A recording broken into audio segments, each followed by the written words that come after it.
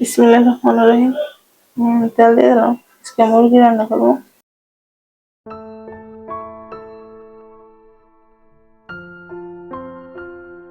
তেলটা গরম হইলে পেস্ট দিয়ে দেবো।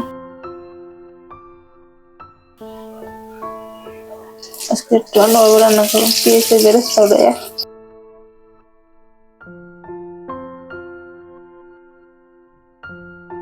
পেঁয়াজটা ভাজতে বেরেস্তার লেগে ভাজতে শিখতে সময় লাগবে, প্রায় 10-15 মিনিট সময় লাগবো। আলহামদুলিল্লাহ আমার পেঁয়াজের বেরেস্তাটা ভাজা হয়ে গেছে, এখন উঠাই নাও।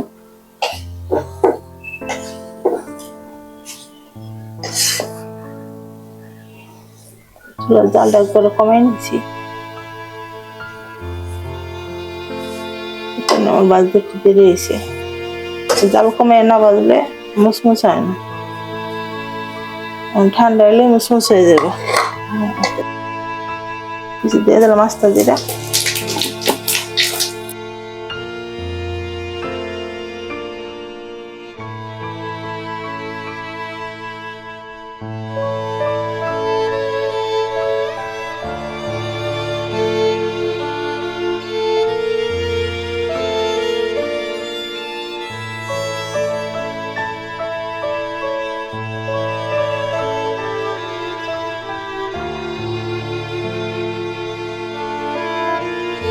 আমি আজকে মুরগির গোশটা আমি বাইজা নিয়েছিলাম।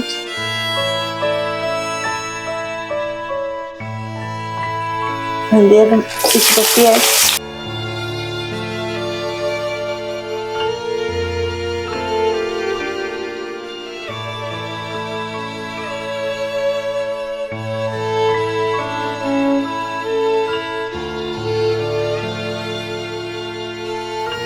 দিয়ে দেবো আদা রসুন বাটা,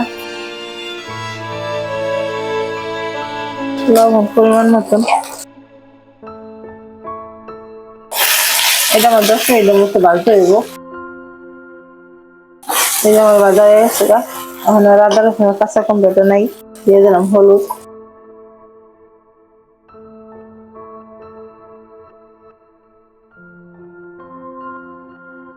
যেহেতু শুকনো মরিচ কাঁচামরিচ অনেক আছে,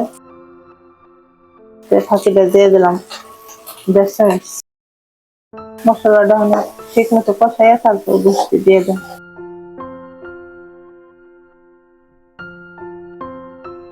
মশলাটা পছন্দ হয়ে গেছে, আস্তা গরম মশলা তো খাই না, এই কারণে যে বাটা গরম মশলা দিয়ে দিলাম, কারণ আগে দিয়ে বাজলে গরম মশলাটার গ্রান্ডার তেমন একটা থাকে না।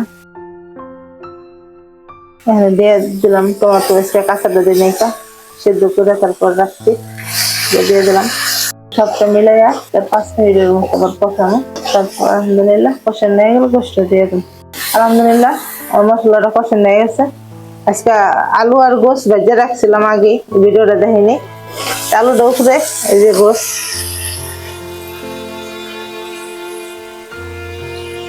পোলট্রি মুরগি এটি বাড়িতে না রাখলে মজা লাগে না খাইতে। সুন্দর করে সবটা মিলে একটু ভাজা ভাজা করে 5 মিনিট মতো লাগা, তারপরে পানি দিতে হবে। তাহলে মশলাটা সুন্দর করে গোসের লগে এক গোসের।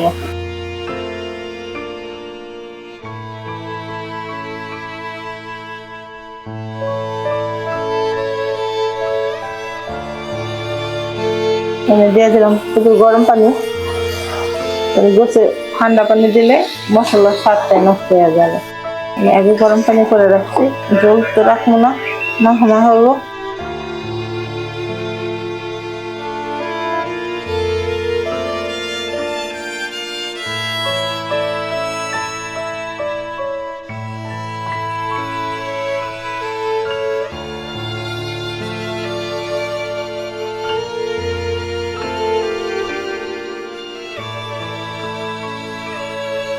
রেখে দেবো।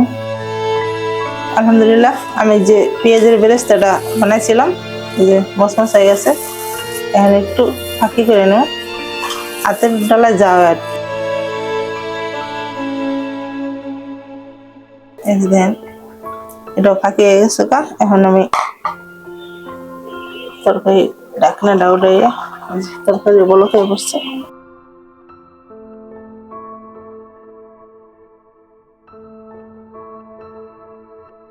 এখন দিয়ে দেব গরম মশলা, জিরা ফাঁকি করছিলাম।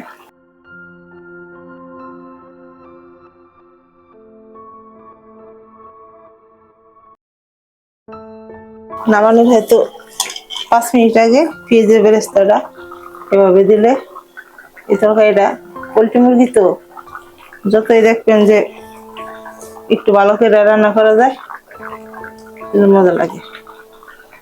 লাড়াচাড়া দিন না, ডেকে দেব। আলহামদুলিল্লাহ গরম মশলা বেরেস্তা দেওয়ার পরে আমি লাড়া দিই নাই। এখন তরকারিটা লাড়াতে দেবো। মশলা সুন্দর একটা গ্রান বেরিয়েছে। আমার বাপে কইতো যেন একটা নিষ্ঠা মাইয়াও যদি হয় সাজাই কুজাইয়া সুন্দর করে সামনে আনে তাহলে ওটারও ভালো দেখা যায়। তো পোলট্রি মুরগি যদি ভালো করে রান্না যায় তাহলে ময় মশলা সবকিছু দিয়া তাহলে আলহামদুলিল্লাহ খাইতে অনেক মজা লাগে। আর আমি যে গরম মশলাটা বাইটা দিই আর ফাঁকি খাই, এটি গরু খাসিতে যা যে মশলাটি খায় আমার মুরগি তো সেম ওইটাই থাকে। আমি কোনোটাই থেকে কম দিই না। জয়ত্রী, একটু জয়ফল, স্টার মশলা, তারপর গোলমরিচ সাদাটা, কালাটা, এলাচ, লং, পুরো 5টা দিয়েই আমি একলগে ফাঁকি করি। আলহামদুলিল্লাহ হয়তো আর একটু পরে হয়ে যাব। আলহামদুলিল্লাহ আমার তরকারিটা আল্লাহর রহমতে পারফেক্ট ভাবে হয়ে গেছে। যেটুক জল আছে এটুক হয়তো ঠান্ডা হলে থাকবো না। এই যে দেখেন রাখা রয়েছে, আপনারাও চাইলে ট্রাই করে দেখতে পারেন। আল্লাহ রিজিকে যাই রাখছে তাই খাই, আল্লাহর কাছে লাখ কোটি বার শুকরিয়া জানাই। তো মানে নামে হেলাম বিসমিল্লাহির রহমানির রহিম। এই যে আমি মুরগিটা রান্না করছিলাম, এই দেখেন আমার মুরগিটা আল্লাহর রহমতে কালার সুন্দর হয়েছে। আপনারাও একবার ট্রাই করে দেখবেন। আর আপনারা যদি সবাই একটু সহযোগিতা করেন তাহলে নতুন যারা পেজ খোলে, ইউটিউব চ্যানেল খোলে, আল্লাহর রহমতে মনে করেন ওরাও সফল হবে একদিন। তো দয়া করে আপনারা পুরান যারা আছেন সবাই একটু দয়া করে নতুন সাথে রাখেন। আর যারা ইউটিউব থেকে দেখবেন সবাই আমার চ্যানেলটারে সাবস্ক্রাইব, লাইক, শেয়ার করে দেন। যারা পেজে থেকে দেখবেন সবাই আমার পেজটা ফলো, শেয়ার করে দেন। কারণ অনেক অসুস্থ শরীর নিয়ে ভিডিওটা বানাই, অনেক কষ্ট হয়, তারপরও ভিডিও বানাই যাই। কিন্তু আপনারা দয়া করে সবাই একটু আপনার পুরানো সাথে নতুন করে রাখেন। আলহামদুলিল্লাহ, আসসালামু আলাইকুম।